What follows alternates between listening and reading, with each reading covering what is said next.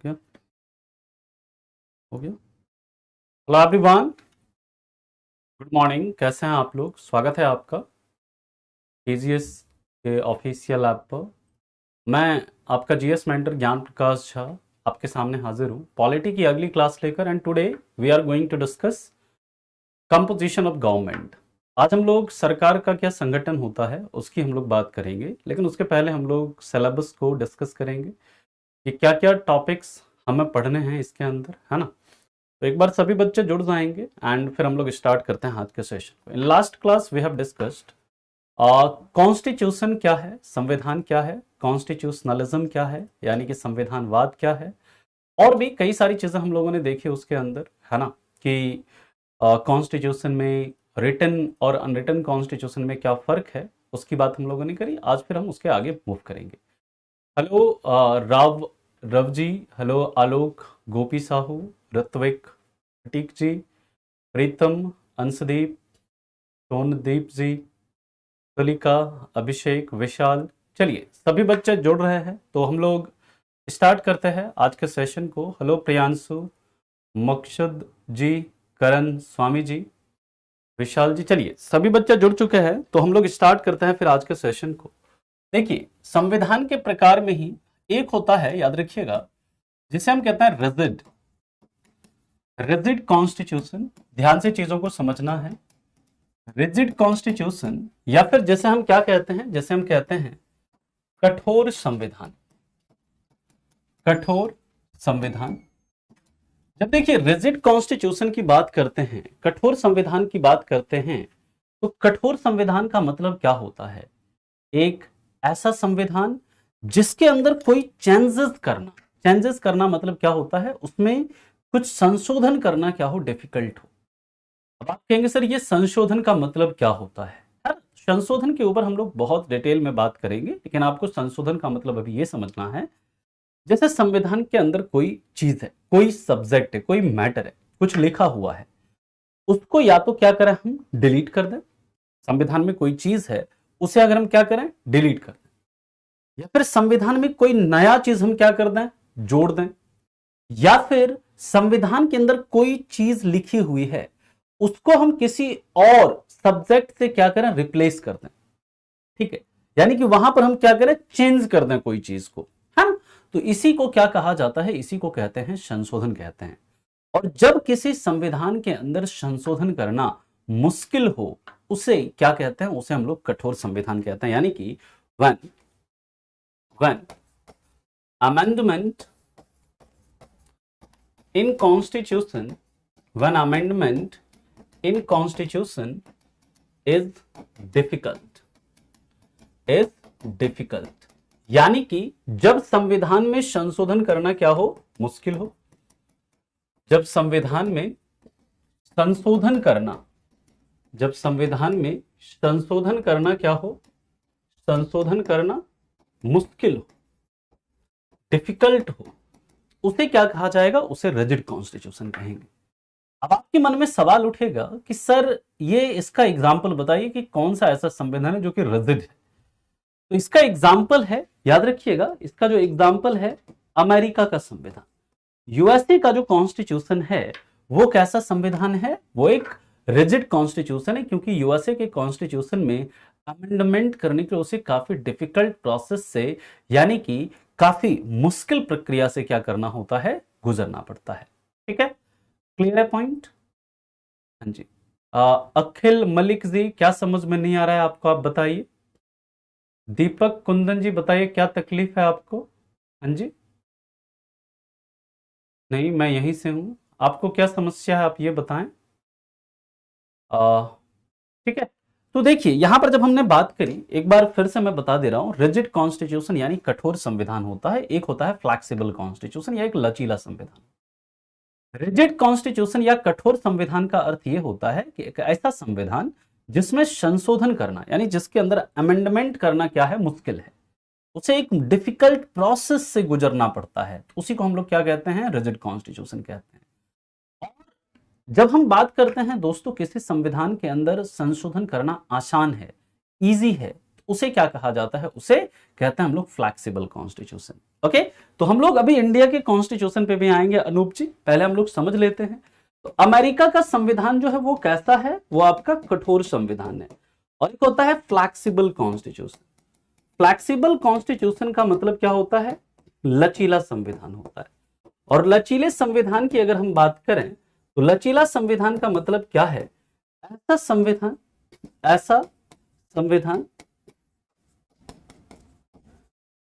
जिसमें संशोधन करना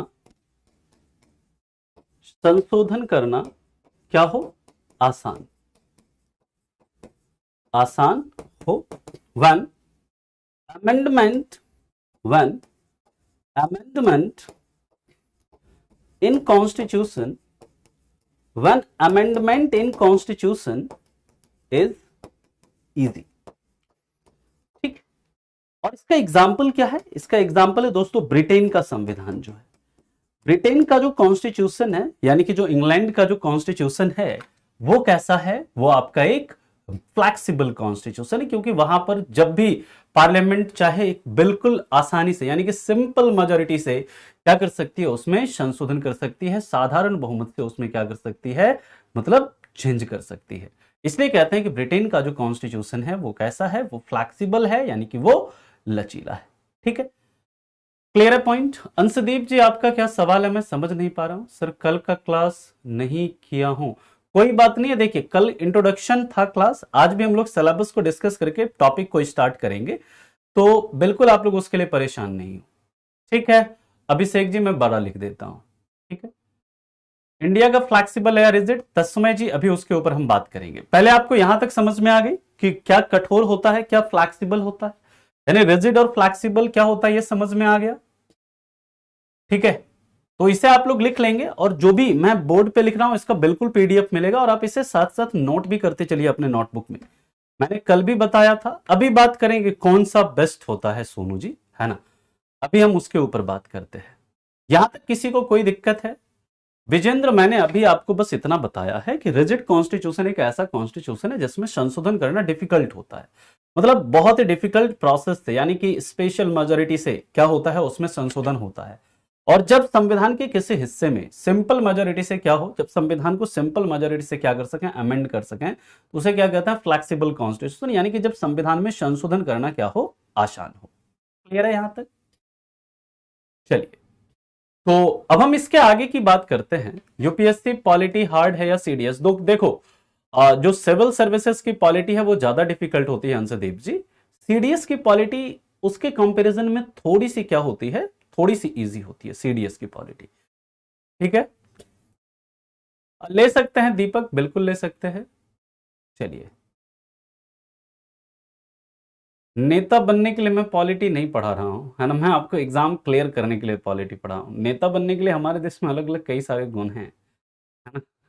सिलेबस की अभी हम बात करेंगे, सिलेबस की अभी हम बात करेंगे। ओके, चलिए, यहां तक सभी ने नोट कर लिया? Everyone noted? हाँ जी, पीडीएफ बिल्कुल मिलेगा, इसी जैसा मैं लिख रहा हूं इसी में आपको पीडीएफ मिलेगा, है ना, जो मैं लिख रहा हूं उसी में आपको पीडीएफ मिलेगा। बुक गोलू जी, देखिए आपको बुक, बाकी आप कोई भी बुक रेफर कर सकते हो, पढ़ सकते हो, लेकिन बुक की आपको जरूरत नहीं है ना, बुक की आपको जरूरत नहीं है। नोटबुक जो है that is more than sufficient for any exam, किसी एग्जाम के लिए। ठीक है, चलिए अब हम बात करते हैं इंडिया का कॉन्स्टिट्यूशन कैसा है, भारत का संविधान कैसा है। तो देखिए, लिख लीजिएगा, Indian constitution is partially flexible and partially rigid। Indian constitution is partially flexible and partially rigid, यानी कि भारत का संविधान कैसा है, तो याद रखिएगा भारत का संविधान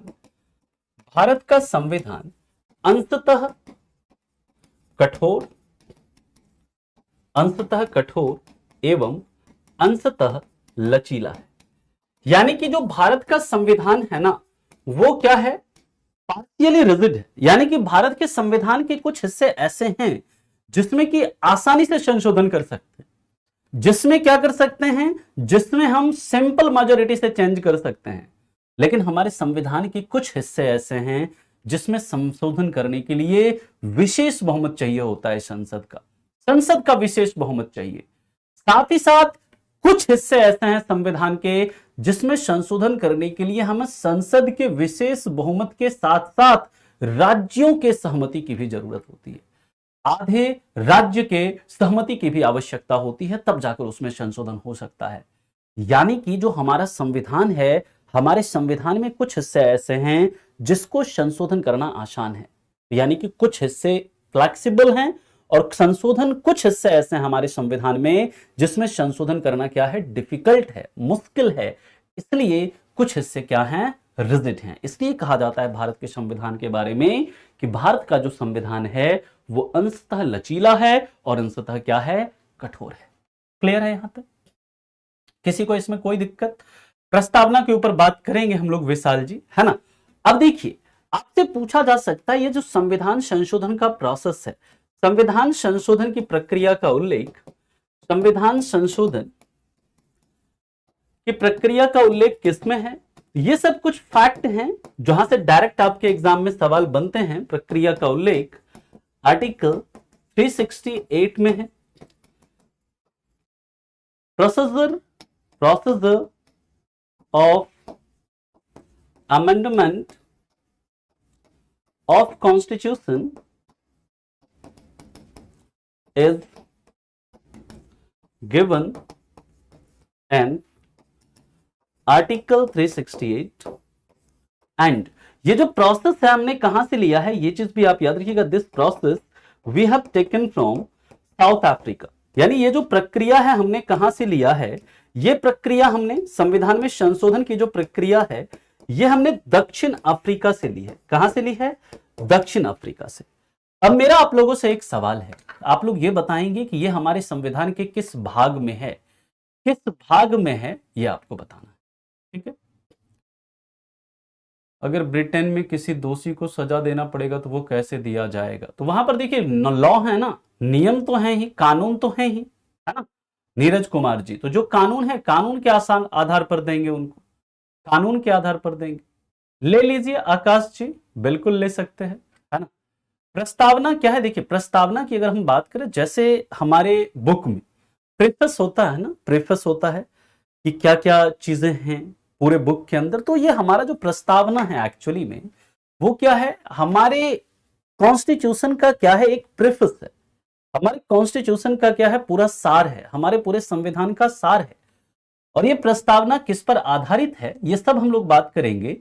एक संविधान सभा में डॉक्टर मतलब पंडित जवाहरलाल नेहरू ने क्या किया था, एक ऑब्जेक्टिव रेजोल्यूशन रखा था। कब? 13 दिसंबर 1946 को संविधान सभा के सामने। उसी पर आधारित है हमारा प्रस्तावना। अगर आपसे पूछा जाए प्रस्तावना क्या है, सिंपल, प्रस्तावना is preamble is crux of our constitution, यानी कि प्रस्तावना क्या है, हमारे संविधान का सार है। प्रस्तावना के बारे में कई पॉलिटिकल थिंकर ने अलग अलग चीजें कही। कुछ पॉलिटिकल थिंकर ने कहा कि preamble is identity card of our constitution, किसी ने कहा कि preamble is political horoscope of our constitution.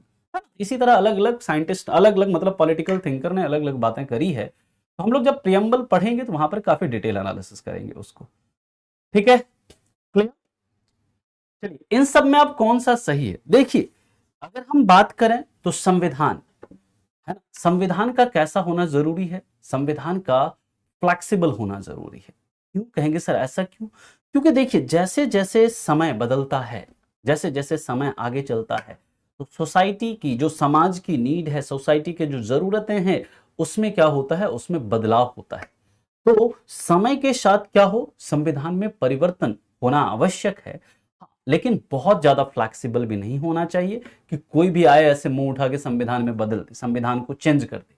मतलब फ्लैक्स मतलब बदलाव हो, लेकिन मतलब उसका एक मतलब बदलाव होना आवश्यक है, लेकिन बहुत ज्यादा डिफिकल्ट प्रोसेस भी नहीं हो। जैसे इंडिया का कॉन्स्टिट्यूशन है, दैट इज बेस्ट, क्योंकि कुछ हिस्से ऐसे हैं जो क्या हैं, पार्शियली रिजिड हैं, कुछ हिस्से ऐसे हैं जो पार्शियली फ्लेक्सिबल हैं।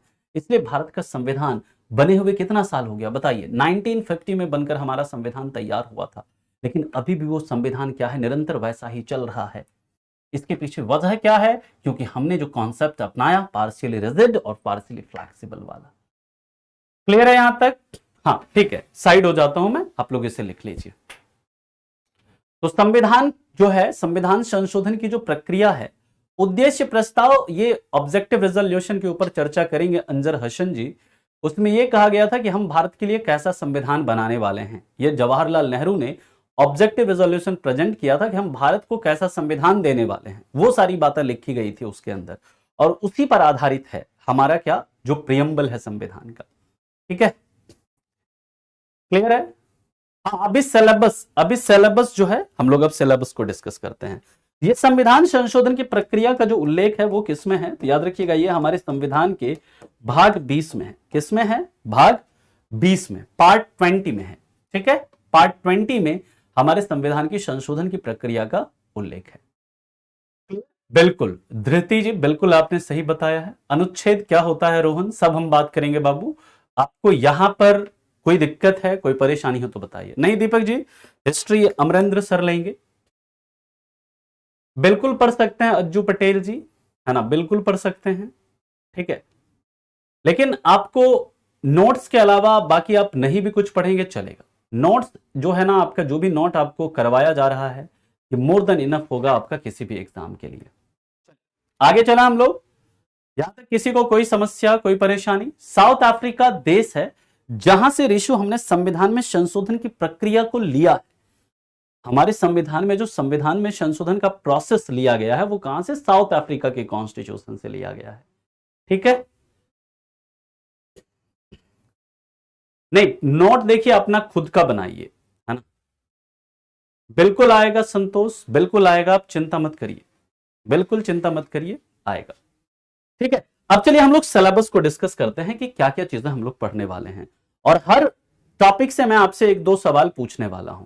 ठीक है, एक दो सवाल मैं हर टॉपिक से आपसे पूछने वाला हूं। ठीक है, चलिए तो अब हम लोग डिस्कस करते हैं टॉपिक्स क्या क्या पढ़ने वाले हैं। तो सबसे पहला टॉपिक होगा हमारा कंपोजिशन ऑफ गवर्नमेंट, यानी सरकार का संगठन। इसमें हम लोग देखेंगे कि सरकार जो है, सरकार के कौन कौन से अंग होते हैं, जैसे एग्जीक्यूटिव क्या है, लेजिस्लेटिव क्या है, जुडिशियरी क्या है ना। फोर्थ पिलर ऑफ गवर्नमेंट किसे कहा जाता है, बता सकते हैं आप लोग? किसका किसका क्या क्या काम है, इसके ऊपर लोग बात करेंगे। ठीक है, तो सबसे पहला टॉपिक जो होगा हमारा होगा कंपोजिशन ऑफ गवर्नमेंट होगा। दूसरा टॉपिक जो हम लोग डिस्कस करेंगे that is type of government. Type of government ये हमारा सिलेबस है, और कौन सा टॉपिक कितना इंपॉर्टेंट है ये हम लोग बात करेंगे। सरकार के प्रकार, यहां पर सरकार के प्रकार में हम लोग बात करेंगे किसकी, कि डेमोक्रेसी क्या है, ऑटोक्रेसी क्या है, थियोक्रेसी क्या है, ओलिगार्की क्या है, मोनार्की क्या है ना? कई प्रकार के गवर्नमेंट होते हैं, और हर गवर्नमेंट का मतलब बनने का ग्राउंड क्या होता है, अलग अलग होता है। ये सरकार के अलग अलग कई सारे प्रकार हैं, इन प्रकारों के बारे में हम लोग डिस्कस करेंगे। इसी में हम लोग दोस्तों डिस्कस करेंगे डेमोक्रेसी के अंदर जो गवर्नेंस सिस्टम है, जो शासन प्रणाली है, उस शासन प्रणाली में हम लोग बात करेंगे कि पार्लियामेंट्री सिस्टम क्या है, संसदीय प्रणाली क्या है, अध्यक्षीय प्रणाली क्या है, इन सभी के ऊपर हम लोग बात करेंगे। फिर हम लोग बात करेंगे कि जो मतलब कोई भी गवर्नमेंट होता है, एक होता है यूनिटरी फॉर्म ऑफ गवर्नमेंट होता है, एक आपका क्या होता है, फेडरल फॉर्म ऑफ गवर्नमेंट होता है। यूनिटरी फॉर्म ऑफ गवर्नमेंट में, फेडरल फॉर्म ऑफ गवर्नमेंट में क्या फर्क है, भारत जो है, भारत का सरकार जो है, भारत में किस प्रकार के मतलब यूनिटरी फीचर को लिया गया है या फेडरल फीचर को लिया गया है, इन सभी को हम लोग बात करेंगे। यहां पर जो टॉपिक है, टॉपिक सिलेबस आपको लिखना है साथ साथ, है ना। और याद रखिएगा, जब हम बात करते हैं दोस्तों फोर्थ पिलर ऑफ गवर्नमेंट किसे कहा जाता है, यह कहा जाता है मीडिया को। मेरा आप लोगों से प्रश्न है, आप लोग ये बता सकते हैं कि हमारे संविधान के अंदर कौन सा अनुच्छेद ऐसा है जिसमें यह कहा गया है कि मंत्री परिषद जो है वो लोकसभा के प्रति सामूहिक रूप से उत्तरदायी होती है? कोई बता सकता है किस आर्टिकल में ऐसा कहा गया है कि मंत्री परिषद यानी council of minister is collectively responsible to Lok Sabha, यानी कि लोकसभा के प्रति सामूहिक रूप से उत्तरदायी होती है? यह आपको बताना है। बता सकते हैं? चलिए, संविधान को किसने लिखा था? देखिए, संविधान को लिखने वाले अलग अलग व्यक्ति थे। हिंदी में किसी और ने लिखा था, इंग्लिश में किसी और ने लिखा था। जब हम आएंगे वहां पर आपको बताएंगे, एक एक चीज बताएंगे। आप बिल्कुल चिंता मत करिए आफ्ताब जी, संविधान को हिंदी में किसने लिखा, संविधान को इंग्लिश में किसने लिखा, यह आपके दिमाग से निकाल देना है कि संविधान को लिखा है बी आर अंबेडकर ने, नहीं लिखा है। बी आर अंबेडकर क्या थे? वो संविधान में एक संविधान सभा में एक समिति हुआ करती थी, ड्राफ्टिंग कमेटी, जिसे हम कहते थे क्या? प्रारूप समिति। उस प्रारूप समिति के अध्यक्ष हुआ करते थे कौन? वो हुआ करते थे बी आर अंबेडकर। तो बी आर अंबेडकर ने हमारे संविधान को नहीं लिखा है, इस चीज को आप याद रखिएगा। हमारे संविधान को लिखने वाले थे व्यवहार राम मनोहर सिन्हा। हम लोग आगे बात करेंगे इसके ऊपर, ठीक है? क्लियर है पॉइंट? बिल्कुल। आर्टिकल 75 और आर्टिकल 75 का क्लाउज 3, ठीक है ना, उसके अंदर क्लाउज होता है। तो आर्टिकल 75 का क्लाउज 3 यह कहता है कि जो मंत्री परिषद है वो किसके प्रति सामूहिक रूप से उत्तरदायी होती है? वो सामूहिक रूप से उत्तरदायी होती है लोकसभा के प्रति। क्लियर है यहां तक? चलिए, बहुत बढ़िया। अब हम लोग बात करेंगे तीसरा जो टॉपिक है हमारा, तीसरा टॉपिक हम लोग बात करेंगे यहां पर टाइप ऑफ गवर्नमेंट के बाद कॉन्स्टिट्यूशनल डेवलपमेंट ऑफ इंडिया। बहुत इंपॉर्टेंट टॉपिक है कॉन्स्टिट्यूशनल डेवलपमेंट ऑफ इंडिया। ये टॉपिक कई लोग क्या होता है ना, पॉलिटी के अंदर पढ़ते नहीं है, छोड़ देते हैं इस टॉपिक को। कॉन्स्टिट्यूशनल डेवलपमेंट ऑफ इंडिया, ठीक है, कॉन्स्टिट्यूशनल डेवलपमेंट ऑफ इंडिया, या इसे कहते हैं भारत का संवैधानिक विकास। भारत का संवैधानिक विकास, भारत का संवैधानिक विकास, यानी कि भारत में संविधान की जरूरत क्यों पड़ी, कैसे कैसे भारत के अंदर कॉन्स्टिट्यूशन का मतलब जरूरत पड़ा, कैसे कैसे संविधान की आवश्यकता पड़ी और कैसे कैसे इसका डेवलपमेंट हुआ। ठीक है, क्लियर है यहां तक? तो इसके ऊपर हम लोग बात करेंगे। इसी में हम लोग पढ़ेंगे चार्टर एक्ट क्या है, इसी में हम लोग पढ़ेंगे रेगुलेटिंग एक्ट क्या है, इसी में हम लोग पढ़ेंगे गवर्नमेंट ऑफ इंडिया एक्ट 1909 क्या है, गवर्नमेंट ऑफ इंडिया एक्ट 1919 क्या है, गवर्नमेंट ऑफ इंडिया एक्ट 1935 क्या है, इसी में हम लोग पढ़ेंगे इंडिया इंडिपेंडेंस एक्ट 1947 क्या है, इसी में हम लोग पढ़ेंगे इंडिया काउंसिल एक्ट 1892 क्या है, इसी में हम लोग पढ़ेंगे गवर्नमेंट ऑफ इंडिया एक्ट 1858 क्या है। मेरा आप लोगों से एक प्रश्न है, आप लोग ये बताएं कि दोस्तों किस एक्ट के तहत मुस्लिम के लिए, मुस्लिम्स के लिए सेपरेट इलेक्टोरल सिस्टम की शुरुआत करी गई थी? बता सकते हैं किस कानून के तहत मुस्लिम के लिए अलग से निर्वाचन व्यवस्था की शुरुआत हुई थी? ये आप लोग बताइए कमेंट में। इंपॉर्टेंट आर्टिकल आपको देखिए, विवेक निषाद जी सारे आर्टिकल्स आपको बताएंगे। मैंने आपको क्या कहा कि कई सारे ऐसे मतलब आर्टिकल हैं जो आपके लिए इंपॉर्टेंट हैं, उसको आपको याद क्लास में ही आपको याद हो जाएगा, उसको अलग से याद करने की जरूरत नहीं होगी, है ना। एनडीए का ही सिलेबस है ये, है ना रिशु, ये एनडीए का ही सिलेबस है, ठीक है। तो ये याद रखिएगा कौन सा एक्ट था, government of India act 1909, government of India act 1909 था। और ये जो एक्ट है, इसी एक्ट को हम लोग कहते हैं मॉर्ले मिंटो रिफॉर्म्स। क्या बोलते हैं? Morley Minto reforms. और याद रखिएगा लॉर्ड मिंटो को क्या कहते हैं? लॉर्ड मिंटो को कहा जाता है क्या? उसे कहा जाता है father of communal electoral system in India, यानी भारत के अंदर सांप्रदायिक निर्वाचन पद्धति का जो पिता है वो किसे कहा जाता है? वो कहा जाता है लॉर्ड मिंटो को। ये जो हिंदू मुस्लिम जो आप अभी देखते हैं, ये जो हिंदू मुस्लिम की जो स्टार्ट करी थी, शुरुआत करी गई थी, वो इसी लॉर्ड मिंटो के द्वारा ही करी गई थी, मुस्लिम को सेपरेट इलेक्टोरेट दे करके। ठीक है, हिंदू मुस्लिम के बीच में लड़ाई करवाने का जो श्रेय जाता है वो इसी लॉर्ड मिंटो को जाता है। क्लियर? चलिए अब हम लोग बात करते हैं इसके आगे। तीसरा जो हमारा टॉपिक होगा, चौथा जो टॉपिक होगा दोस्तों, फोर्थ टॉपिक, ये टॉपिक आप लोग सिलेबस लिख लेंगे। फोर्थ टॉपिक जो होगा वो हमारा क्या होगा? वो होगा making of constitution, making of constitution, यानी कि संविधान का निर्माण। यहां पर हम लोग कई सारी चीजें देखेंगे। संविधान का निर्माण, कि हमारे संविधान का निर्माण कैसे कैसे होता है। सबसे पहले संविधान सभा की मांग किसके द्वारा रखी जाती है, ये मेरा सवाल है आप लोगों से, है ना।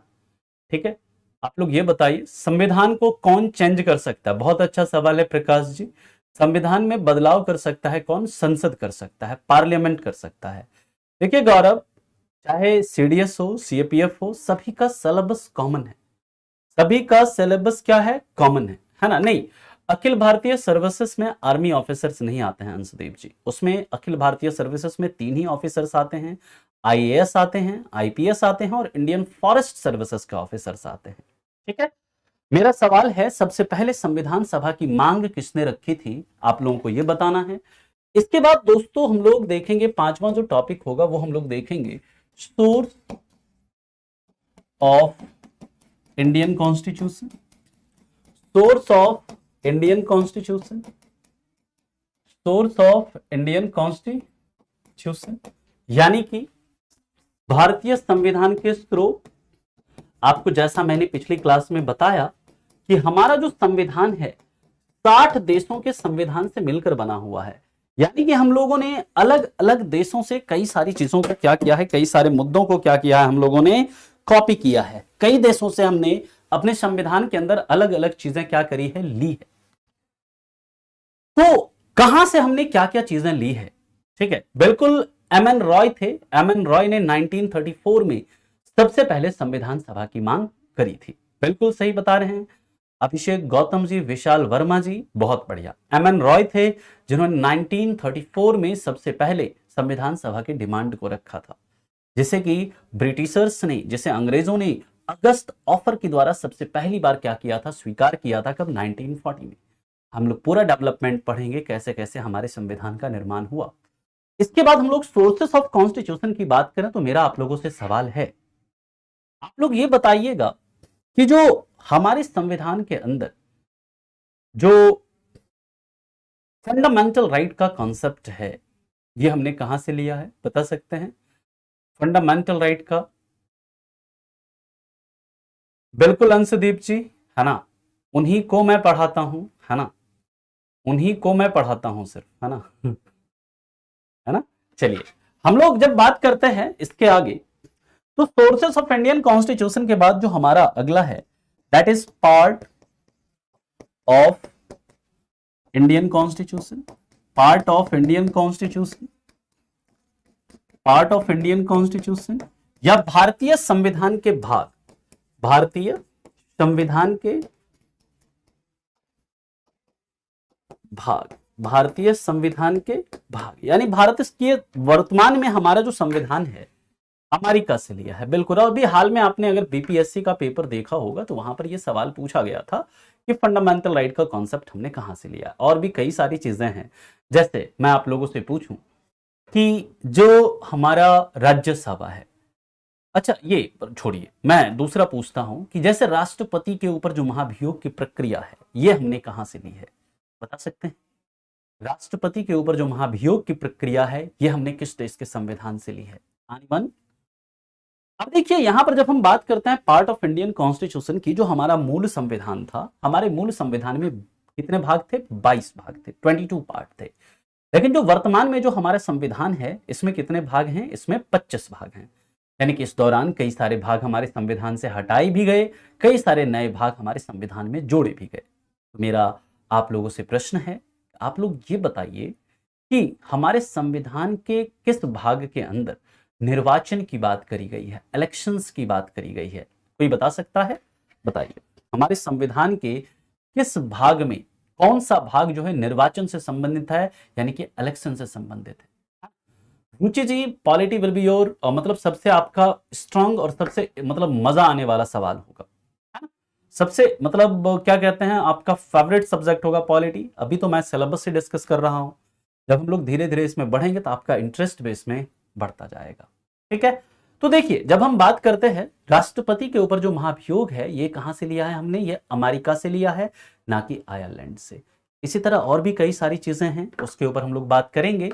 और याद रखिएगा भाग 15, वेरी गुड नरेंद्र, बिल्कुल आपने सही जवाब दिया है।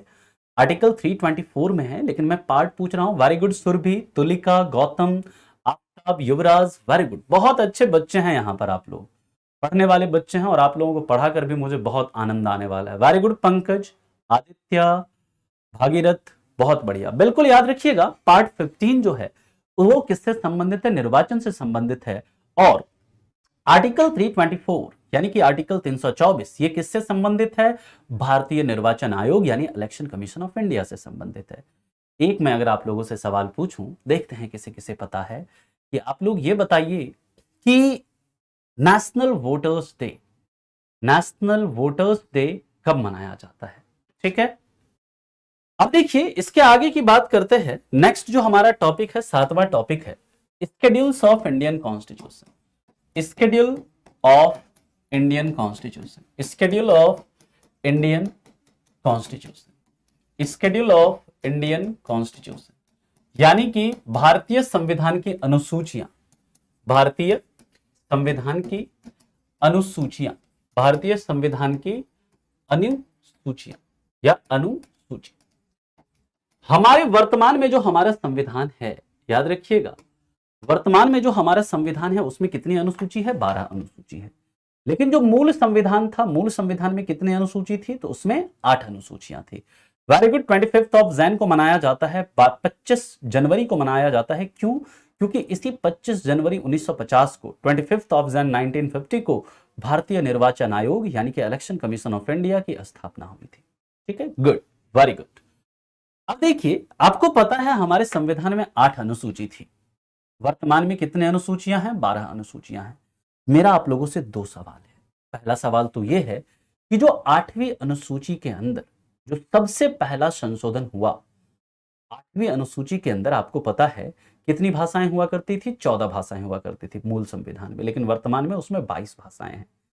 लेकिन 8वीं अनुसूची में सबसे पहला संविधान संशोधन, पहला संशोधन करके किस भाषा को जोड़ा गया और किस संशोधन के तहत जोड़ा गया, यह आपको बताना है। ठीक है, सबसे ज्यादा देखो कैलाश जी हमने लिया था ब्रिटेन से, और ब्रिटेन के बाद हमने लिया था अमेरिका से। सबसे ज्यादा ब्रिटेन से लिया, फिर हमने यूएसए से लिया। ठीक है, कोई बात नहीं है अज्जू, आप पढ़िए। आपको कहीं पर कोई डाउट है, कोई परेशानी है तो आप बताइए। हाँ बिल्कुल पढ़ाएंगे ये सब। भाई मैं आपसे इसलिए पूछ रहा हूं ना दीपक कुंदन जी कि ये सवाल, ऐसे सवाल आपके एग्जाम में बनते हैं, आपको एक आइडिया लगे कि ये टॉपिक है तो इस टॉपिक से आपके एग्जाम में कैसे प्रश्न बनेंगे। और मैं जो भी प्रश्न पूछ रहा हूं ये आपके एग्जाम में पूछे गए प्रश्न हैं, चाहे सीडीएस हो, एनडीए हो, एफकेट हो, सीएपीएफ हो, उसमें पूछे गए प्रश्न है जो भी मैं सवाल आपको पूछ रहा हूं। और याद रखिएगा 21वां संविधान संशोधन था जिसके तहत 8वीं अनुसूची में सबसे पहली बार सिंधी भाषा को जोड़ा गया था संशोधन करके। वेरी गुड, बिल्कुल आप लोग सही बता रहे हैं, बहुत बढ़िया। संविधान में वर्तमान में अराउंड 470 आर्टिकल्स हैं, मूल संविधान में 395 आर्टिकल थे। ठीक है, मेरा दूसरा सवाल है आपसे, 10वीं अनुसूची को, जो 10th शेड्यूल है जिसमें एंटी डिफेक्शन लॉ है, दल बदल कानून है, उसे किस संविधान संशोधन के तहत जोड़ा गया था? आप लोगों को यह बताना है, बताइए फटाफट। फिर हम लोग बात करते हैं अगला जो है, अगला जो हमारा टॉपिक होगा दैट इज प्रियम्बल। क्या होगा? प्रियम्बल। प्रियम्बल यानी प्रस्तावना। लगभग मैं आपको बताऊंगा कौन सा टॉपिक हम कितने दिन में कवर करेंगे और कौन सा टॉपिक हमारे लिए कितना इंपॉर्टेंट है। जो भी चीज हम लोग पढ़ने वाले हैं उसके बारे में आपको पता तो होना चाहिए। मैं टॉपिक सीधा स्टार्ट कर दूं तो उससे क्या होगा कि आपको पता ही नहीं है हमें क्या क्या पढ़ना है। तो पहले हम ये समझते हैं ना हमें क्या क्या पढ़ना है, फिर हम टॉपिक को भी स्टार्ट करेंगे। अभी 52वां संविधान संशोधन, बिल्कुल सही बता रहे हैं, 52nd कॉन्स्टिट्यूशनल अमेंडमेंट। और कब हुआ था ये? इन 1985। इसी के तहत 10वीं अनुसूची को जोड़ा गया था, है ना, जिसमें क्या है? दल बदल कानून है या एंटी डिफेक्शन लॉ है। ठीक है, कोई बात नहीं है। देखिए आपको ये पता होना चाहिए ना, अगर किसी को कुछ पता नहीं है अभी, बिल्कुल भी चिंता करने की जरूरत नहीं है।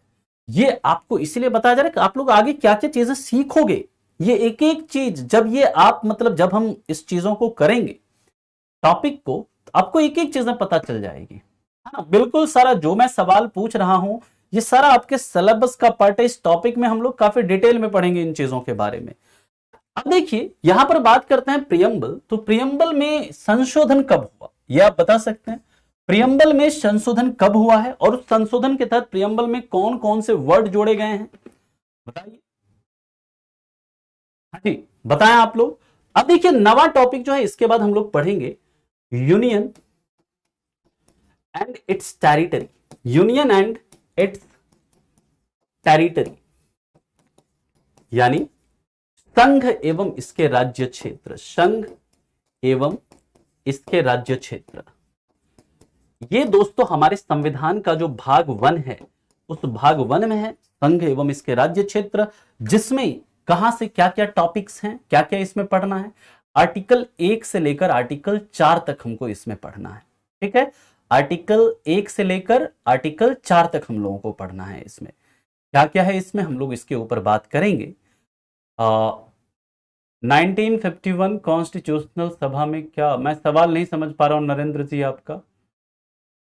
संविधान सभा में भाषा कहां से लिया गया, 11 और एनडीए कैसे मैनेज करें। देखिए इसके लिए आपको 3-4 घंटे अलग से, ठीक है। बिल्कुल 42वां संविधान संशोधन 1976 और इसके तहत 3 शब्द से जोड़े गए थे, 3 सब्जेक्ट 3 वर्ड इसमें जोड़े गए थे, समाजवादी, ठीक है, धर्मनिरपेक्ष और अखंडता, है ना। ये 3 वर्ड जोड़े गए थे, socialist, secular and integrity. Very good Janvi Shukla ji, बहुत बढ़िया। अब देखिए जब हम बात करते हैं यूनियन एंड इट्स टेरिटरी में, तो यहां पर हमारा जो संविधान है, हमारे संविधान के अंदर आर्टिकल 1 जो है ये क्या कहता है कि भारत क्या होगा, राज्यों का एक संघ होगा। India is A union of state, यह आर्टिकल में 1 में लिखा गया, India that is Bharat is A union of state. इसका क्या अर्थ होता है, ध्यान से मेरी बात को सुनिएगा, है ना। ओसीआई वगैरह भी पढ़ेंगे, ओवरसीज सिटीजन ऑफ इंडिया क्या है ना। ओवरसीज सिटीजन ऑफ इंडिया होता है इसका मतलब, है ना। ये सब क्या होता है सब बात करेंगे हम लोग, है ना। आप अभी हाँ सारा आर्टिकल्स पढ़ाएंगे, जो भी आपके एग्जाम के लिए रेलिवेंट है वो सारा आर्टिकल पढ़ाएंगे अंशदीप।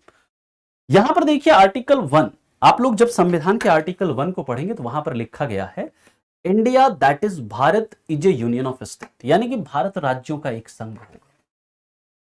ये कैसा संघ होगा, भारत राज्यों का एक कैसा संघ होगा। क्या भारत के राज्यों को भारत से अलग होने का अधिकार होगा, क्या भारत के किसी राज्य को भारत को छोड़ने का अधिकार होगा।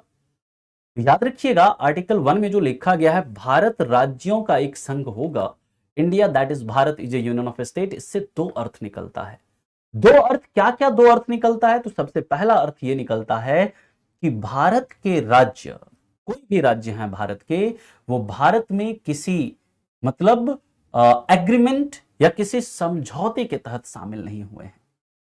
और दूसरा अर्थ इससे यह निकलता है कि भारत के राज्यों को भारत से अलग होने का अधिकार नहीं है। यानी भारत राज्यों का एक संघ तो है, लेकिन कैसा संघ है, अविनाशी, मतलब विनाशी राज्यों का अविनाशी संघ है। विनाशी राज्यों का अविनाशी संघ है, यानी कि इनडिस्ट्रक्टिबल यूनियन है किसका, डिस्ट्रक्टिबल स्टेट का। कभी भी अगर आपसे पूछा जाए कि भारत के अंदर किसी राज्य के नाम को बदलना, किसी राज्य का विभाजन करना, किसी राज्य की बाउंड्री को चेंज करना, ठीक है, ये किसका अधिकार होगा। कौन भारत के किसी राज्य को विभाजित कर सकता है, भारत के राज्य के नाम में परिवर्तन कर सकता है, उसकी बाउंड्री में चेंज कर सकता है। तो ये कर सकता है दोस्तों कौन, पार्लियामेंट कर सकता है। किस अनुच्छेद में ये कहा गया है, ये कहा गया है आर्टिकल 3 में। एक एक करके हम लोग इसके ऊपर बात करेंगे। हाँ सीए एनआरसी भी पढ़ाएंगे, बिल्कुल नलिन, ये हमारे सिलेबस का पार्ट है। सिटीजनशिप में हम लोग पढ़ेंगे, है ना, क्लियर है, किसी को कोई दिक्कत इसमें, पार्लियामेंट कर सकती है, बिल्कुल, बहुत बढ़िया। अब इसके बाद दोस्तों हम लोग बात करेंगे formation of state. Formation of state यानी फॉर्मेशन ऑफ स्टेट यानी कि राज्यों का गठन। भारत में राज्यों का गठन कैसे कैसे हुआ है।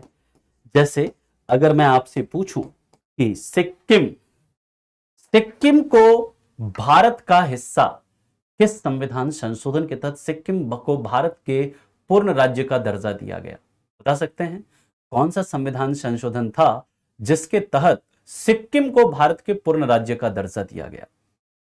हम लोग यहां पर बात करेंगे कि जब हमारा भारत आजाद हुआ, जब हमारा संविधान लागू हुआ, संविधान के लागू होने के बाद या भारत के आजाद होने के बाद कैसे कैसे भारत में राज्यों का गठन हुआ है, कैसे भारत में कैसे हैदराबाद को शामिल किया गया, कैसे जूनागढ़ को शामिल किया गया, कैसे जम्मू एंड कश्मीर को शामिल किया गया।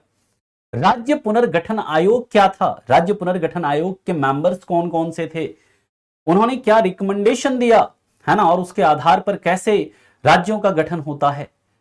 ठीक है, 36वां संविधान संशोधन 1975, बिल्कुल आपने सही बताया है। 36th कॉन्स्टिट्यूशनल अमेंडमेंट 1975 के तहत सिक्किम को भारत के राज्य का, भारत के पूर्ण राज्य का दर्जा मिलता है। और यह प्रश्न अभी हाल में बीपीएससी ने पूछा था अपने पेपर में। दिलीप जी देखिए, आपका 12th का अलग है, एनडीए के लिए आप कम से कम 2-3 घंटे का टाइम निकालिए, है ना, ठीक है। अब देखिए, हम लोग जब बात करेंगे, यहीं पर हम लोग बात करेंगे कि आखिर जो ये भारत में भाषाई आधार पर, लिंग्विस्टिक बेसिस पर गठित होने वाला पहला राज्य कौन सा था, बता सकते हैं आप लोग? लिंग्विस्टिक बेसिस पर या भाषाई आधार पर भारत में गठित होने वाला पहला राज्य कौन सा था? इसी में हम लोग स्टोरी पढ़ेंगे एक पोटी श्रीरामुलु का, जो भूख हड़ताल पर चले जाते हैं, उनकी मृत्यु हो जाती है और तब जाकर किसका, आंध्र प्रदेश का गठन होता है। कब? इन 1953। और आंध्र प्रदेश भारत में भाषाई आधार पर गठित होने वाला पहला राज्य था। हम लोग बात करेंगे ये स्टेट रीऑर्गेनाइजेशन कमीशन या राज्य पुनर्गठन आयोग जो 1953 में बनता है, उसके अध्यक्ष जो थे फजल अली थे, उन्होंने क्या रिकमेंडेशन दिया, उसके अंदर मेंबर्स कौन कौन से थे? के.एम. पनिक्कर थे, हृदयनाथ कुंजड़ू थे, एच.एन. कुंजड़ू थे। उसके बाद और भी कैसे कैसे गठन होता है अलग अलग राज्यों का, इसके ऊपर पूरा डिटेल में हम लोग बात करेंगे यहां पर, है ना। तो इससे रिलेटेड कोई भी मतलब किस तरह के सवाल बनते हैं आपसे, मैं ये आपको मैंने बताया। अब इसके बाद जो अगला टॉपिक होगा, नेक्स्ट इसके बाद जो टॉपिक होगा, आप लोग सिलेबस देखिए, लिख लीजिएगा। मैं हमेशा बोल रहा हूं आपको, पॉलिटी की एक अलग नोटबुक आप लोग बना लीजिए, है ना, पॉलिटी की आप लोग अलग नोटबुक बना लीजिए, है ना। संविधान में कितनी भाषाएं हैं? देखिए, हमारे संविधान की 8वीं अनुसूची में वर्तमान में 22 भाषाओं का जिक्र है, 22 भाषाओं का जिक्र है, ठीक है, क्लियर? चलिए, यहां तक किसी को कोई दिक्कत है, कोई परेशानी है तो अब बताइए। गुड मॉर्निंग खुशी, धीरज, सभी ने लिख लिया? क्वालिटी का एक अलग से आप लोग नोट बना लीजिए और जो जो चीजें मैं लिखा हूं उसे आप लिखेंगे। इंडिया का कोई भी एग्जाम देंगे आगे चल के आप, सब में आपका यह हेल्प होगा, ठीक है। इंटरनेशनल रिलेशन जो है, मैं इंटरनेशनल रिलेशन नहीं पढ़ाऊंगा, अंकित यादव जी, है ना, वो कोई और करंट अफेयर्स वाले जो सर हैं वो शायद आपको पढ़ाएंगे, है ना। बिल्कुल किया जा सकता है संविधान में संशोधन, है ना, क्या क्या तरीके हैं उसके ऊपर हम लोग चर्चा करेंगे, ठीक है ना। आगे चलें, लिख लिया सभी ने? Good, very good. नाउ अगला जो टॉपिक है हमारा, दैट इज सिटीजनशिप। हमारे देश में दोस्तों कैसा सिटीजनशिप है? एकल नागरिकता है। नागरिकता के बारे में पढ़ेंगे यहां पर हम लोग, ठीक है। नागरिकता आर्टिकल जो हमारे संविधान का भाग 2 है ना, जिसमें आर्टिकल 5 से लेकर आर्टिकल 11 तक है। यह आर्टिकल 5 से लेकर आर्टिकल 11 ये किससे संबंधित है? नागरिकता से संबंधित है। और यह नागरिकता इतना इंपॉर्टेंट टॉपिक है कि लगभग ऑलमोस्ट आपका हर एक एग्जाम छोड़ के एक एग्जाम में आपसे सवाल पूछा जाता है नागरिकता से। हमारे संविधान में दोस्तों नागरिकता को प्राप्त करने के जो तरीके हैं इसका जिक्र नहीं है। आपको जानकर आश्चर्य होगा, जो हमारा संविधान है इसमें यह नहीं बताया गया है कि कैसे भारत की नागरिकता को प्राप्त करेंगे। हमारे संविधान में लिखा सिर्फ इतना गया है, आर्टिकल 11 में यह लिखा गया है कि संविधान से संबंधित कानून को बनाने का अधिकार, संविधान मतलब नागरिकता से संबंधित कानून को, सिटीजनशिप से रिलेटेड लॉ को बनाने का, रेगुलेट करने का अधिकार किसे होगा? वो संसद को होगा। और संसद ने इसी के लिए एक एक्ट बनाया, सिटीजनशिप एक्ट 1955, और उसमें बताया गया how to acquire citizenship of India. Bharat की नागरिकता को कैसे प्राप्त कर सकते हैं, भारत की नागरिकता कैसे समाप्त कर सकते हैं, ये सारा बात कहां पर लिखा गया है? ये सारा सिटीजनशिप एक्ट में लिखा गया है। क्लियर है पॉइंट? और सिंगल सिटीजनशिप यानी कि जो एकल नागरिकता का प्रावधान है, यह हमने कहां से लिया है? यह हमने दोस्तों लिया है किधर? यह हमने लिया है ब्रिटेन के कॉन्स्टिट्यूशन से। ठीक है, ब्रिटेन के कॉन्स्टिट्यूशन से। अभी पढ़ ही रहे हैं, अभी पता चल जाएगा विवेक कितने टॉपिक्स आप देख ही रहे हो, मैं टॉपिक लिख रहा हूं, तो बी कॉन्शियस रहिए, बोर्ड ध्यान से समझिए। और भारत में संविधान को प्राप्त करने के 5 तरीके हर किसी को पता होगा, उसका ट्रिक है, एक ब्रांड है ना, BRAND ब्रांड। ये ट्रिक होता है किसको, सिटीजनशिप, मतलब सिटीजनशिप को तरीकों को याद करने का। हम लोग डिस्कस करेंगे by birth, by registration, by acquisition of territory, by naturalisation और बाय डिसेंट। ये जो 5 तरीके हैं क्या क्या है, पूरा डिटेल में हम लोग बात करेंगे। अब हम लोग बात करेंगे इसके आगे, अगला जो हमारा टॉपिक होगा that is very very important topic, और ये हमारे संविधान का मतलब हमारे पॉलिटी का सबसे इंपॉर्टेंट टॉपिक आप इसे कह सकते हैं, फंडामेंटल राइट, मूल अधिकार या मौलिक अधिकार। देखिए, जब मूल अधिकार की बात करते हैं, इससे रिलेटेड कुछ पॉइंट्स आपको पता होने चाहिए, ठीक है, कुछ पॉइंट आपको पता होने चाहिए। सबसे पहली बात तो ये जो मतलब फंडामेंटल राइट है, ये हमारे संविधान के भाग 3 में है, आर्टिकल 12 से आर्टिकल 35 तक है। ये हमने कहां से लिया, अमेरिका से लिया है। ये कैसे, ये दोस्तों कैसे हैं, राज्यों के लिए क्या है, ये नेगेटिव इंस्ट्रक्शंस हैं, जबकि सिटीजन्स के लिए क्या है, पॉजिटिव इंस्ट्रक्शंस हैं। फंडामेंटल राइट की जब बात करते हैं तो दोस्तों ये क्या है, जस्टिसिएबल हैं, किसके द्वारा, कोर्ट ऑफ लॉ के द्वारा। यानी कि आपके अगर मौलिक अधिकारों का उल्लंघन होता है, you can directly approach to Supreme Court और हाई कोर्ट, और सुप्रीम कोर्ट या हाई कोर्ट यानी सर्वोच्च न्यायालय या उच्च न्यायालय आपके मौलिक अधिकारों को वापस दिलाने के लिए क्या जारी कर सकता है, रिट जारी कर सकते हैं। मेरा आप लोगों से सवाल है कि हाई कोर्ट जो रिट जारी करता है वो किस अनुच्छेद के तहत हाई कोर्ट रिट जारी करता है, यह आपको बताना है। हम लोग जब बात करते हैं दोस्तों, हम लोग जब बात करते हैं फंडामेंटल राइट की, तो हमारे मूल संविधान में 7 मौलिक अधिकार थे, लेकिन एक संविधान संशोधन होता है, 44वां संविधान संशोधन 1978 में, जिसके द्वारा राइट टू प्रॉपर्टी यानी संपत्ति के अधिकार को हमारे मौलिक अधिकार के लिस्ट से हटा दिया गया। और वर्तमान में कितने मौलिक अधिकार हैं हमारे संविधान में, तो कितने मौलिक अधिकार हैं, 6 हैं। कौन कौन से हैं, हम लोग इसके ऊपर डिटेल में बात करेंगे जब यहां पर हम पहुंचेंगे। जो फंडामेंटल राइट है वो किसी भी देश के अंदर राजनीतिक लोकतंत्र यानी पॉलिटिकल डेमोक्रेसी को क्या करता है, प्रमोट करता है, राजनीतिक लोकतंत्र की स्थापना में सहायक होता है। कैसे सहायक होता है हम लोग बात करेंगे जब इस पर्टिकुलर टॉपिक में पहुंचेंगे तो। और कई बच्चे बता रहे हैं आर्टिकल 32 के तहत हाईकोर्ट रिट जारी करता है, तो याद रखिएगा, no, not at all. High Court जो रिट जारी करता है वो किसके तहत करता है, आर्टिकल 226 के तहत करता है। वेरी गुड विशाल, मनीषा, राघव, रागिनी, बहुत अच्छे, धृति, वेरी गुड। अब इसके आगे हम लोग बात करते हैं, जो अगला टॉपिक होगा हमारा that is directive principles of state policy, DPSP। इसे हम हिंदी में कहते हैं राज्य के नीति निर्देशक तत्व, राज्य के नीति निर्देशक तत्व। और इस राज्य के नीति निर्देशक तत्व की अगर हम बात करें, ये दोस्तों हमारे संविधान के भाग 4A में है, सॉरी भाग 4 में है, 4A नहीं, भाग 4 में है। इसे हमने कहां से लिया, आयरलैंड से लिया है। यह भी बहुत इंपॉर्टेंट है, DPSP भी काफी इंपॉर्टेंट है, क्योंकि यहां से भी आपके एग्जाम में कई बार सवाल पूछा गया है। जब हम दोस्तों राज्य के नीति निर्देशक तत्वों की बात करें तो भाग 4 में आर्टिकल 36 से आर्टिकल 51 तक है, जिसमें बात करी गई है किसकी, ऐसे प्रोविजंस की बात करिए कि जो कि सरकार को अपनाना चाहिए, जो सरकार को लागू करना चाहिए।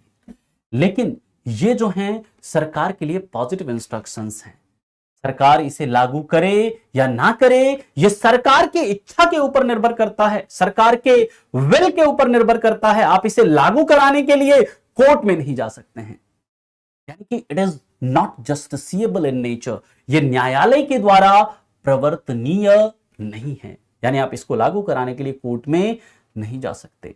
मेरा प्रश्न है आप लोगों से, ये जो DPSP को हमने तो आयरलैंड से लिया, लेकिन आयरलैंड ने किस देश से लिया है, आपको यह बताना है। आयरलैंड ने किस देश से लिया है? स्नेहा जी, DPSP का मतलब है directive principles of state policy, directive principles of state policy, राज्य के नीति निर्देशक तत्व, यह है इसका पूरा मतलब। इसमें कई सारे प्रोविजन हैं, जैसे मैं आपसे पूछूं, एक बहुत इंपॉर्टेंट प्रोविजन है separation of judiciary from executive, यानी कि कार्यपालिका और न्यायपालिका का पृथक्करण, ये किस अनुच्छेद में वर्णित है? कहां से लिया था? स्पेन से।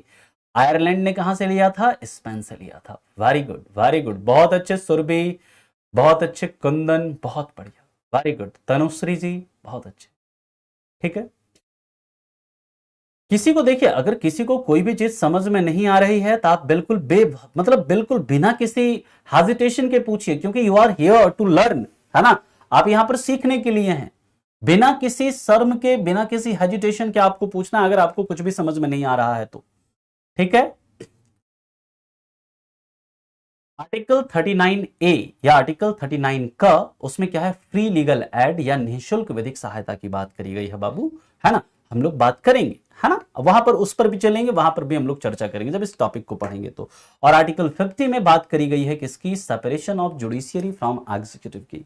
नेक्स्ट इसके बाद जो हमारा टॉपिक होगा, याद रखिएगा, नेक्स्ट टॉपिक जो होगा दैट इज प्रेसिडेंट, यानी राष्ट्रपति। राष्ट्रपति, सॉरी, इसके पहले एक टॉपिक और है, फंडामेंटल ड्यूटीज। फंडामेंटल ड्यूटीज, है ना, फंडामेंटल ड्यूटीज, या इसे हम कहते हैं क्या? इसे हम कहते हैं मूल कर्तव्य। मूल कर्तव्य की जब बात करें दोस्तों, ये भी इंपॉर्टेंट टॉपिक है ना। हमारे अभी वर्तमान का जो संविधान है उसमें कितने मूल कर्तव्य हैं? वर्तमान में 11 मूल कर्तव्य हैं। मूल संविधान में कोई भी फंडामेंटल ड्यूटी नहीं था। इसे 42वें संविधान संशोधन के तहत हमारे संविधान में जोड़ा गया। इसके तहत हमारे संविधान में पार्ट 4A जोड़ा गया, आर्टिकल 51A जोड़ा गया, और इनिशियली इसमें कितने? 10 मौलिक अधिक मूल कर्तव्य जोड़े गए। जो 11वां मूल कर्तव्य था उसे कब जोड़ा गया? उसे जोड़ा गया 86वें संविधान संशोधन के द्वारा, जिसमें यह कहा गया हर गार्जियन का, हर पेरेंट का यह कर्तव्य होगा कि वो अपने 6 से 14 वर्ष के बच्चों को कहां भेजे? स्कूल भेजे, विद्यालय भेजे। मेरा आप लोगों से सवाल है कि आप ये बताएंगे कि इसे किस कमिटी के, किस समिति के रिकमेंडेशन पर इसे जोड़ा गया था? आपको ये बताना है। इसे हमने लिया कहां से है? रसिया से या रूस के संविधान से लिया है। इसके बाद दोस्तों हम लोग पढ़ेंगे प्रेसिडेंट के बारे में, राष्ट्रपति के बारे में, है ना। मेरा आप लोगों से सवाल है कि आप लोग ये बताइए कि जो राष्ट्रपति है, राष्ट्रपति के निर्वाचन की प्रक्रिया का उल्लेख, राष्ट्रपति के निर्वाचन का प्रक्रिया का उल्लेख किस अनुच्छेद में है? आपको ये बताना। In which article there is mention about procedure of election of president. ठीक है, धीरे धीरे समझ में आएगा। पूनम कापसे जी, आज तो देखिए, अभी तो हमने क्या सिलेबस से डिस्कस कर रहे हैं ना बाबू, सिलेबस डिस्कस कर रहे हैं तो इसमें कुछ समझने वाली बात है नहीं। ये मैं सवाल आपको इसलिए पूछ रहा हूं, आपको हो सकता है सवाल नहीं पता हो, इसमें आपको बिल्कुल भी घबराने की कोई आवश्यकता नहीं है।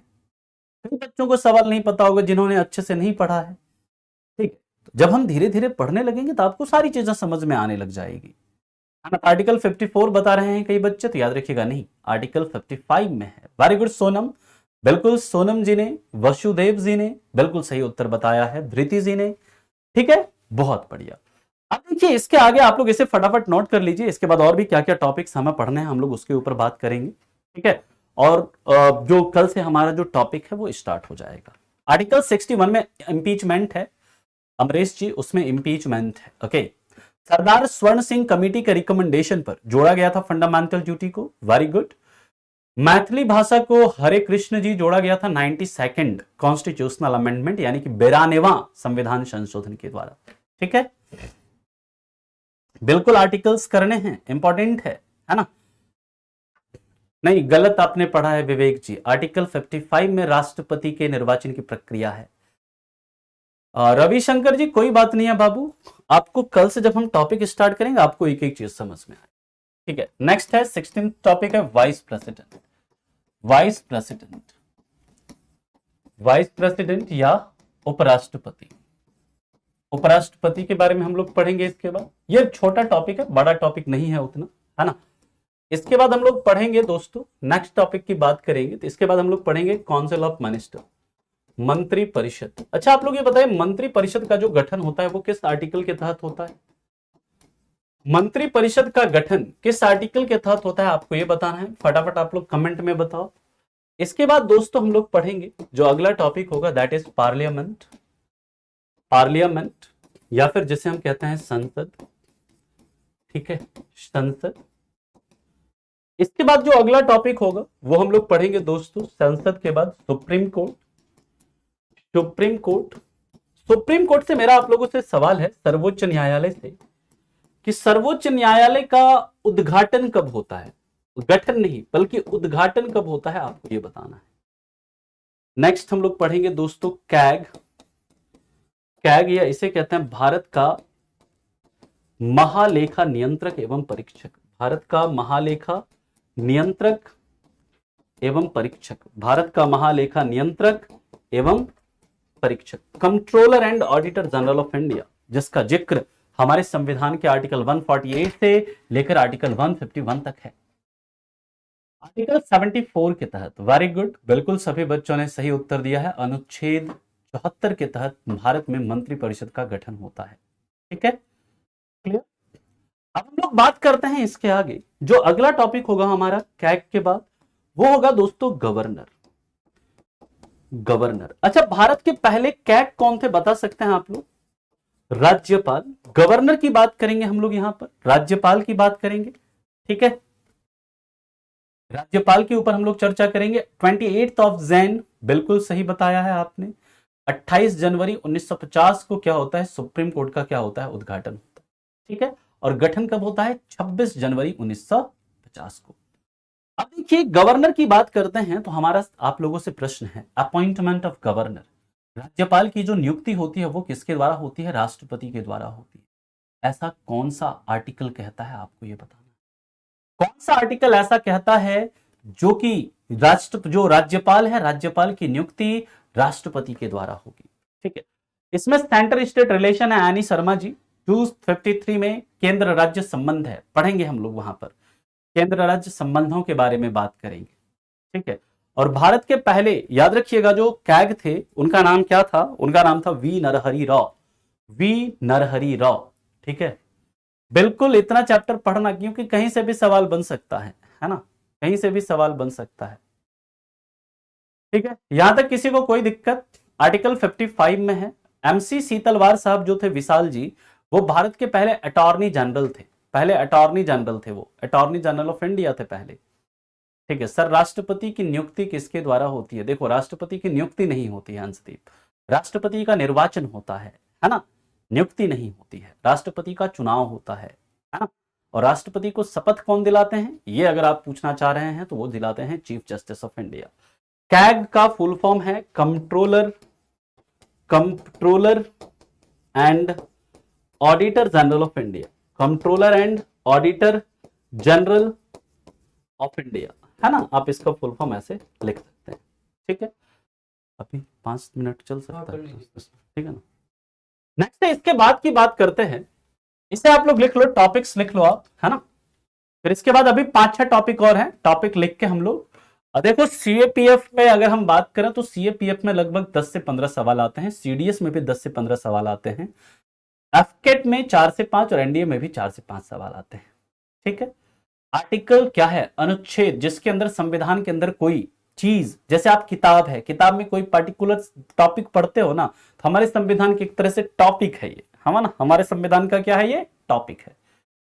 ठीक है, क्लियर। आर्टिकल 161 में विशाल जी, गवर्नर का क्या है? उसमें गवर्नर का क्षमादान शक्ति है ना, गवर्नर का पार्डनिंग पावर है आर्टिकल 161 में। ठीक है, गवर्नर का क्या कार्य होता है, हम लोग बात करेंगे जब गवर्नर पे आएंगे तो, है ना, पूरा डिटेल में बात करेंगे। चलिए, अब हम लोग बात करते हैं इसके आगे, अगले पॉइंट पर चलते हैं। नेक्स्ट है 22 टॉपिक, इसमें हम लोग पढ़ेंगे state council of minister, state council of minister, राज्य मंत्री परिषद के बारे में पढ़ेंगे हम लोग। राज्य मंत्री परिषद जैसे केंद्र में होता है उसी तरह राज्यों में भी होता है, तो वहां पर हम लोग बात करेंगे। अच्छा, यहीं पर हम लोग बात करेंगे किसकी? इसी में हम लोग बात करेंगे एडवोकेट जनरल ऑफ स्टेट की। विधानसभा कितने राज्यों में है? देखिए, विधानसभा जो है 28 राज्यों में है ना, और 3 यूनियन टेरिटरी में है, अमन, है ना, 3 यूनियन टेरिटरी में है। कौन कौन सा? दिल्ली, पुडुचेरी एंड वर्त, अब जो जेएंडके में भी होगा, है ना। चीफ जस्टिस ऑफ इंडिया को राष्ट्रपति दिलाते हैं, ठीक है, अभिषेक गौतम जी। ये सब बेसिक बेसिक चीजें हैं, है ना, उनको भी राष्ट्रपति ही दिलाते हैं, अंशदीप जी, है ना। चलिए अब हम लोग बात करते हैं यहां पर अगला मेरा जो सवाल था कि एडवोकेट जनरल ऑफ स्टेट, राज्य का जो महाधिवक्ता है, जैसे केंद्र में भारत का महान्यायवादी होते हैं, अटॉर्नी जनरल ऑफ इंडिया होते हैं, उसी तरह स्टेट में क्या होते हैं, एडवोकेट जनरल होते हैं। एडवोकेट जनरल ऑफ स्टेट का जो गठन होता है वो किस आर्टिकल के तहत होता है, आपको ये बताना है, कमेंट में आप लोग बताइए। नेक्स्ट है दोस्तों स्टेट काउंसिल ऑफ मिनिस्टर के बाद हम लोग पढ़ेंगे किसके बारे में, स्टेट लेजिस्लेचर के बारे में। स्टेट लेजिस्लेचर, स्टेट लेजिस्लेचर यानी कि राज्य विधानमंडल के बारे में हम लोग पढ़ेंगे, राज्य विधानमंडल के बारे में हम लोग पढ़ेंगे, ठीक है, कि स्टेट लेजिस्लेटिव असेंबली क्या है, स्टेट लेजिस्लेटिव काउंसिल क्या है, यानी कि विधानसभा क्या है, विधान परिषद क्या है, इसके क्या क्या कार्य हैं, कितने राज्यों में विधान परिषद है, आप लोग ये बता सकते हैं कितने राज्यों में विधान परिषद है। वेरी गुड सुबोध, बहुत अच्छे, अद्वैत, सुधीर, अनुज, अभी, वेरी गुड, बिल्कुल आर्टिकल 165 में है, बहुत बढ़िया। मेरा सवाल है कि राज्य विधान परिषद यानी कि लेजिस्लेटिव काउंसिल जो है ये कितने स्टेट में है, आपको ये बताना है। अगला जो टॉपिक होगा दोस्तों, इसके बाद हम लोग पढ़ेंगे हाई कोर्ट या उच्च न्यायालय। उच्च न्यायालय का जो गठन होता है दोस्तों ये किस आर्टिकल के तहत होता है, आपको ये बताना है। मैं बेसिक बेसिक सवाल पूछ रहा हूं आपसे, बिल्कुल। हाई कोर्ट के बाद दोस्तों हम लोग पढ़ने वाले हैं क्या, इसके बाद हम लोग पढ़ेंगे सेंटर स्टेट रिलेशन, केंद्र राज्य संबंध। क्या पढ़ेंगे यहां पर हम लोग, केंद्र राज्य संबंध, है ना, केंद्र राज्य संबंध। यहां पर हम लोग पढ़ेंगे सेंटर स्टेट रिलेशन के बारे में, कि बहुत इंपॉर्टेंट टॉपिक है ये भी, यहां से भी आपके एग्जाम में काफी सवाल बनता है ना। बिल्कुल 6 स्टेट में है। मेरा एक सवाल आप लोगों से और भी है, आप लोग ये बता सकते हैं कि जो हमारा मतलब लेजिस्लेटिव काउंसिल का एक क्रिएशन यानी गठन या इसका जो समाप्ति होता है वो किस अनुच्छेद के तहत किया जाता है। ऐसा नहीं अमित, क्या क्वेश्चन है आपका, हम वॉर के बारे में पढ़ेंगे, किस वॉर की बात कर रहे हो, ठीक है, Bihar, UP, Maharashtra, Karnataka, Andhra Pradesh, Telangana, very good, article 214 के तहत होता है, ठीक है। अब 3-4 टॉपिक और हैं, उसे हम लोग देख लेते हैं, है ना, और कौन कौन से टॉपिक हैं इसे हम लोग बस देख लेते हैं। 6 स्टेट में है, बिल्कुल आपने सही बताया। सेंटर स्टेट रिलेशन जो है ये हमने ऑलमोस्ट कई सारी चीजें वहां पर हमने ऑस्ट्रेलिया से ली है, ठीक है। चलिए नेक्स्ट है, इसके बाद हम लोग पढ़ने वाले हैं constitutional and non constitutional body, non constitutional body यानी कि यहां पर हम लोग पढ़ेंगे संवैधानिक और गैर संवैधानिक निकाय के बारे में। संवैधानिक और गैर संवैधानिक निकाय, मेरा आप लोगों से सवाल है,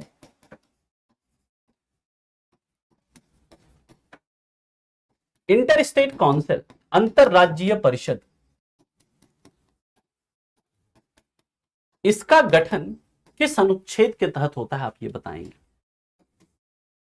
इंटर स्टेट काउंसिल, अंतरराज्यीय परिषद, इसका गठन किस आर्टिकल के तहत होता है, और इंटर स्टेट काउंसिल के हेड कौन है, इंटर स्टेट काउंसिल के हेड कौन है, ये आपको बताना। संविधान का मूल संविधान में सदानंद विश्वकर्मा जी, मूल संविधान में 22 भाग थे, वर्तमान में 25 भाग हैं, ठीक है। नेक्स्ट है इसके बाद लोकल गवर्नमेंट यानी कि स्थानीय सरकार। इसके बाद है लास्ट टॉपिक कॉन्स्टिट्यूशनल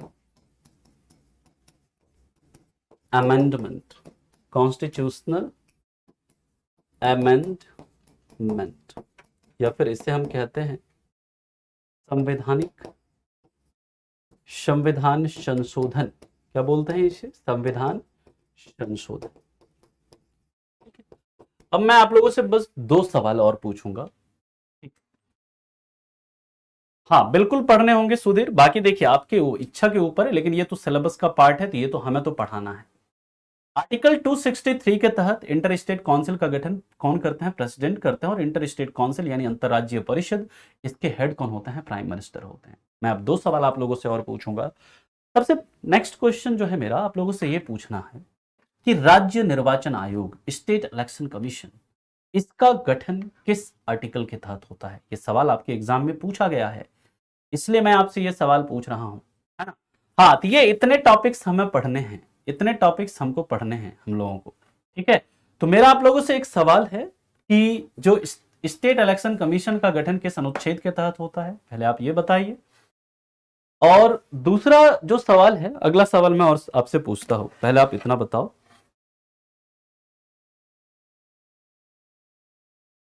अभी तो रिसेंट में अभी नहीं होगा आनंद, होगा उनका भी कुछ समय के बाद, मतलब 1-2 वीक के बाद स्टार्ट हो, ठीक है। नहीं नहीं, बस इतने ही टॉपिक्स हैं, इतने ही टॉपिक्स हम लोगों को पढ़ने हैं, ठीक है। अब कल जो है हमारा पहला टॉपिक स्टार्ट हो जाएगा, that is composition of government, है ना। याद रखिएगा आर्टिकल 243 के, आर्टिकल 243 के तहत राज्य निर्वाचन आयोग का गठन होता है। और अंतिम प्रश्न है मेरा, आप लोग ये बताइए कि जो अभी जो 103वां संविधान संशोधन था वो किससे संबंधित था? 103वां संविधान संशोधन वो किससे संबंधित था? मनीष जी, पार्लियामेंट्री सेशन का मतलब होता है कि जो संसद के जितने भी सदस्य हैं वो बैठते हैं, वो मतलब सत्र में क्या होता है, मीटिंग होती है उनकी, वो बैठते हैं और देश के जो इश्यूज हैं उस पर वो क्या करते हैं, डिस्कस करते हैं, चर्चा करते हैं। सेशन ऑफ पार्लियामेंट में अलग अलग प्रकार के जो सेशन हैं उसके ऊपर हम लोग डिस्कस करेंगे कि बजट सेशन क्या होता है, मानसून सेशन क्या होता है, ज्वाइंट सेशन क्या होता है, स्पेशल सेशन क्या होता है, लैमडक सेशन क्या होता है, कई तरह के सेशंस हैं, सबके बारे में हम लोग काफी डिटेल में पढ़ेंगे वहां पर, ठीक है। ये टाइम इसमें लगेगा, बहुत समय लगेगा, है ना। हिस्ट्री की क्लासेस परसों से आपकी चलेगी, अभी 3 दिन आपकी पॉलिटी, 3 दिन आपकी हिस्ट्री चलेगी इस समय। आगे चल के फिर ये क्लासेस आपके रेगुलर हो जाएंगे और इसमें लगभग आपका देखिए अराउंड मान लीजिए आपके 62 मतलब 70 टू 80 आवर्स के आसपास, 70 के आसपास लेक्चर्स इसमें जाएंगे, ठीक है। ठीक है, संविधान देखिए, महाभियोग, राष्ट्रपति पर महाभियोग लगने का एक ही ग्राउंड होता है, एक ही आधार होता है आनंद, वो होता है संविधान का उल्लंघन।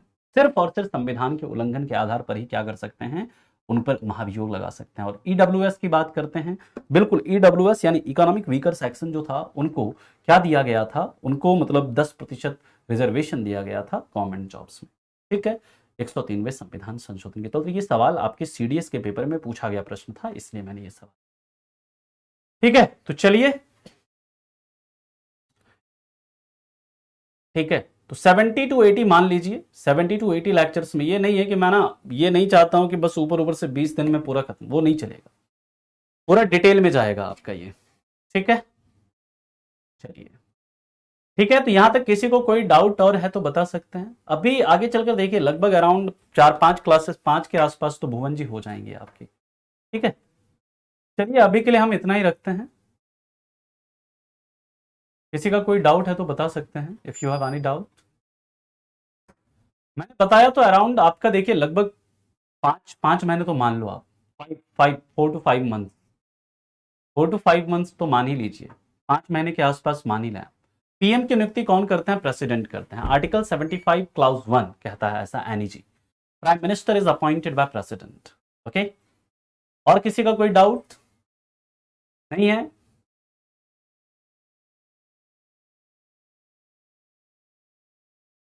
ठीक है, चलिए ठीक है, फिर मिलते हैं आपसे कल। कल हम लोग कंपोजिशन ऑफ गवर्नमेंट को क्या करते हैं, स्टार्ट करते हैं, ठीक है।